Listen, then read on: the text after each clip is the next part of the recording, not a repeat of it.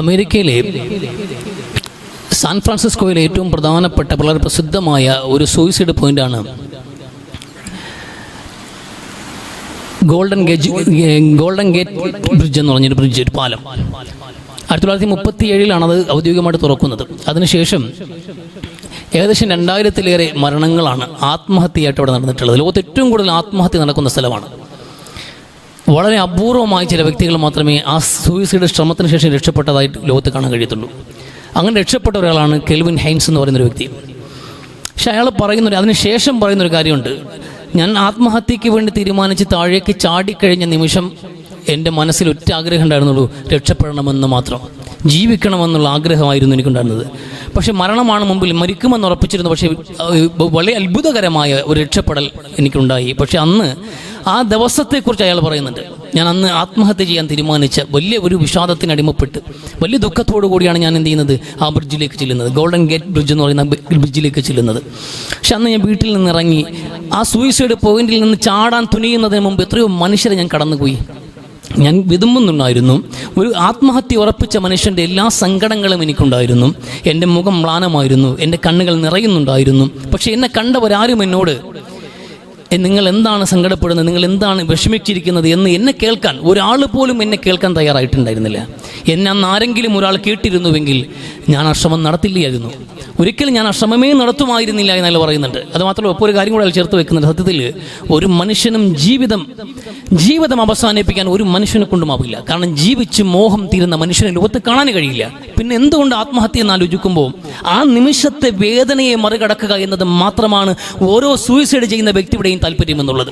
ഒരു നിമിഷത്തെ വേദന, ആ വേദന മറികടക്കാൻ വേണ്ടി എന്ത് ചെയ്യാനും ആലോചിക്കുന്ന മനുഷ്യൻ അവസാനം മരിച്ചാലോ എന്ന് തീരുമാനിക്കുകയാണ്. അല്ല, ജീവിതം അവസാനിപ്പിക്കാൻ ആഗ്രഹിച്ചത് കൊണ്ടോ ജീവിക്കാൻ മോഹമില്ലാത്തത് കൊണ്ടോ അല്ല എന്ന്, മറിച്ച് ഒരാളെങ്കിലും തന്നെ കേട്ടിരുന്നുവെങ്കിൽ, ആരെങ്കിലും എന്നെ കേട്ടിരുന്നുവെങ്കിൽ ഒരു പക്ഷേ ഒരുപാട് ആത്മഹത്യകൾ ഒഴിവാകുമായിരുന്നു, അന്ന് ഞാനും ആ ശ്രമം നടത്തുമായിരുന്നില്ല എന്ന്.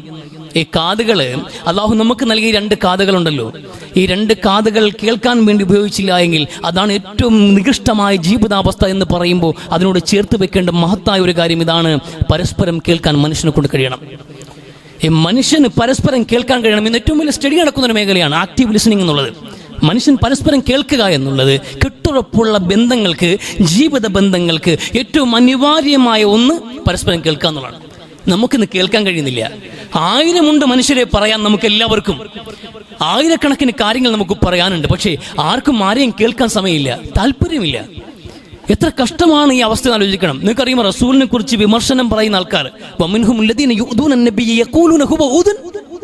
നബിയെ വിമർശിച്ച് പറഞ്ഞ ആൾക്കാരുണ്ട്. അത് ആ പ്രയോഗമാണ്. പ്രവാചകനെ ദ്രോഹിക്കണമെന്ന് മാത്രം ചിന്തിക്കുന്ന കുറെ ആൾക്കാരുണ്ടല്ലോ. അവർ പ്രവാചകനെതിരെ പറഞ്ഞ പ്രധാനപ്പെട്ട ഒരു അധിക്ഷേപം എന്നറിയുമോ നിങ്ങൾക്ക്? ഖുർആൻ. അതൊരു കാതാണ്, അയാളൊരു കാതാണ്. ആര് വന്ന് പറഞ്ഞാലും കേട്ടുകൊണ്ടിരിക്കുന്ന ഒരു കാത്. പ്രവാചകനെതിരെയുള്ള വിമർശനമാണ്.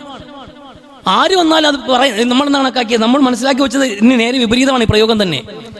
നമ്മൾ മനസ്സിലാക്കിയത് എവിടെ ആരെ കണ്ടാലും, കമ്പോളത്തിൽ കണ്ടാലും, പള്ളിയെ കണ്ടാലും, അങ്ങാടിയെ കണ്ടാലും, എവിടെ വെച്ച് കണ്ടാലും അവരോടൊക്കെ ഉപദേശിക്കുന്ന ഒരു പ്രഭാഷകൻ, ഒരു മുത്തക്കല്ലിം എപ്പോഴും സംസാരിച്ചുകൊണ്ടിരിക്കുന്ന ഒരു റേഡിയോ പോലെ ഏകപക്ഷീയമായി ജനങ്ങളോട് ഉപദേശിച്ച് നടക്കുന്ന ഒരു വ്യക്തിയായിരുന്നു മുഹമ്മദ് നബി എന്നോ?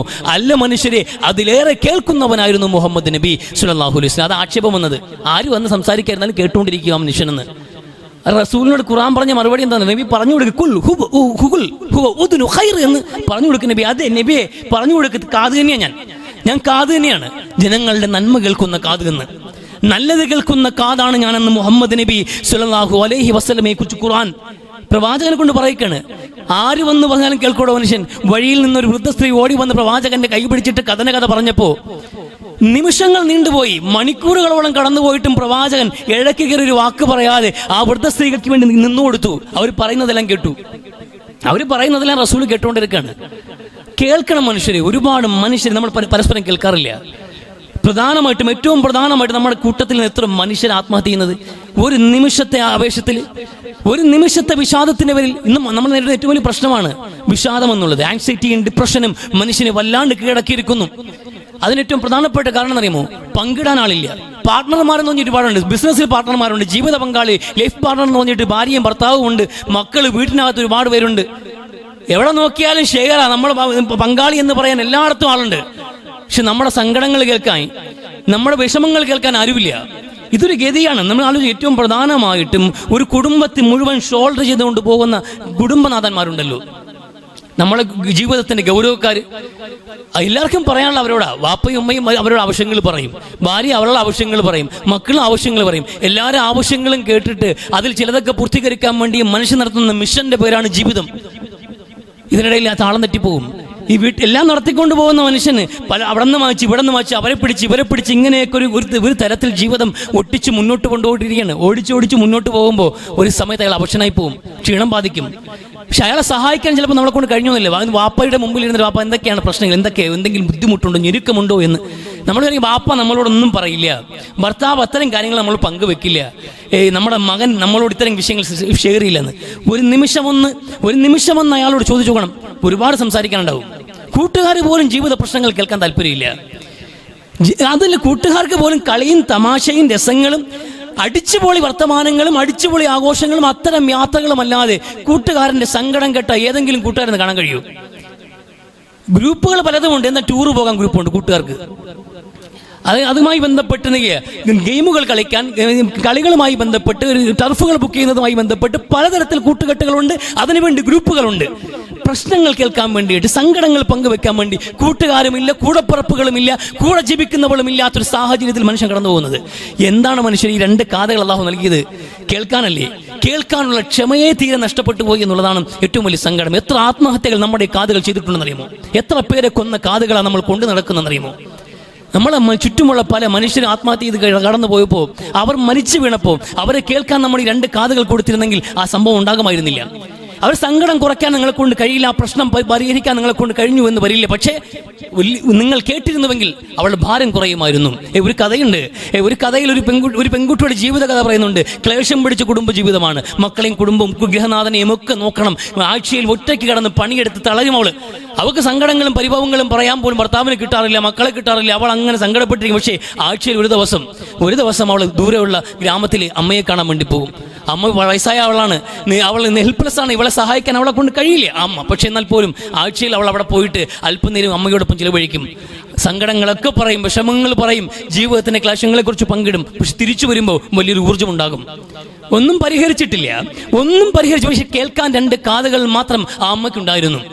അവളെ കേട്ടു, അവളെ സങ്കടങ്ങൾ കേട്ടു, അവളുടെ സന്തോഷങ്ങൾ കേട്ടു. എല്ലാം കേട്ട് കഴിഞ്ഞപ്പോൾ അവളുടെ സങ്കടങ്ങളുടെ ഭാരം കുറഞ്ഞു, ഹൃദയത്തിന്റെ ഭാരം കുറഞ്ഞു. അവൾ പിന്നെയും ശക്തമായി തിരിച്ചു വരുന്നു.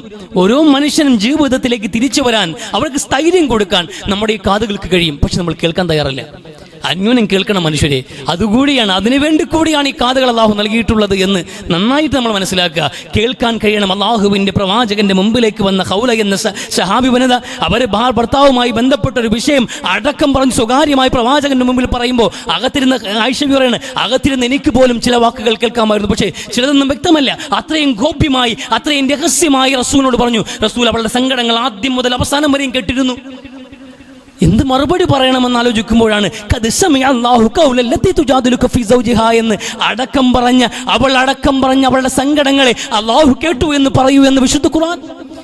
അല്ല കേട്ടിരിക്കാൻ സമീഅൻ ബസീറയായ, എല്ലാം കേൾക്കുന്നവനായ, എല്ലാം വിശാലമായി കേട്ടറിയുന്നവനായ നമ്മുടെ നാഥൻ ഒരു സ്ത്രീയുടെ, അറേബ്യൻ ഗ്രാമത്തിലെ ഒരു സ്ത്രീയുടെ ഭർത്താവുമായി ബന്ധപ്പെട്ട ഒരു കുടുംബ പ്രശ്നത്തിന്റെ കഥ പോലും കേട്ടിട്ട് മറുപടി പറയുമ്പോൾ, അത് കേൾക്കാൻ വേണ്ടി പ്രവാചകൻ കാതുകുറിപ്പിക്കുമ്പോൾ നമുക്ക് എന്തേ കേൾക്കാൻ കഴിയുന്നില്ല? നമ്മുടെ കൂടപ്പറപ്പിന്റെ സങ്കടങ്ങൾ, നമ്മുടെ മക്കളുടെ, നമ്മുടെ പിതാവിന്റെ, നമ്മുടെ മാതാപിതാക്കളുടെ, നമ്മുടെ ഭാര്യയുടെ, നമ്മുടെ ഭർത്താവിന്റെ, അത് കഴിയുന്നില്ല നമുക്ക്.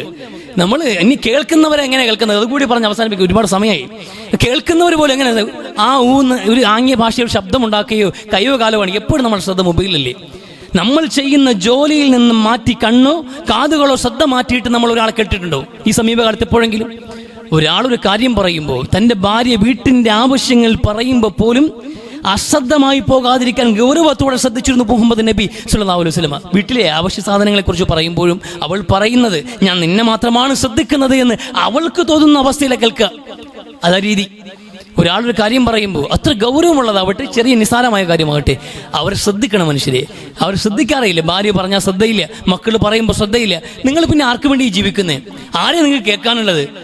ആരെയെ കേൾക്കാനുള്ളത്? നിങ്ങളെ സങ്കടങ്ങളും പങ്കുവെക്കേണ്ടപ്പെടേണ്ടത്. നിങ്ങൾ പങ്കാളികളെന്ന് പറഞ്ഞ് ഒപ്പം സഞ്ചരിക്കുന്നവർ, ജീവിതത്തിൻ്റെ ഈ തോണിയിൽ നമ്മളെല്ലാം ഒരുമിച്ച് പോകുന്നവരാണ് എന്ന് വാചാലമാകുന്നതിനപ്പുറത്തേക്ക് എൻ്റെ സങ്കടങ്ങൾ എൻ്റെ ഭാര്യ അറിയണ്ടേ, എൻ്റെ പ്രശ്നങ്ങൾ എൻ്റെ മക്കൾ അറിയണ്ടേ. അപ്പോഴില്ലേ അതനുസരിച്ച് അവരുടെ സപ്പോർട്ട് നമുക്ക് ഉണ്ടാവുള്ളൂ. ഇറക്കി വെക്കാം ഭാരങ്ങൾ. അള്ളാഹുവിൻ്റെ അടുക്കൽ എല്ലാം കേൾക്കുന്ന പടച്ചവൻ നമുക്കുണ്ട്. പടച്ചവന് മുമ്പിൽ ഇറക്കി വെക്കാം. നമ്മളോടൊപ്പം സഞ്ചരിക്കുന്നവർക്ക് മുമ്പിലും സങ്കടങ്ങൾ ഇറക്കി വെക്കാം, പ്രശ്നങ്ങൾ ഇറക്കി വെക്കാം. മറ്റുള്ളവരെ കേൾക്കാൻ കൂടിയാണ് ഈ കാതുകളെന്ന തിരിച്ചറിവോടെ ജീവിക്കണം. അള്ളാഹു ചിന്തിച്ച് പ്രവർത്തിക്കാൻ തൗഫീഖ് നൽകി അനുഗ്രഹിക്കട്ടെ.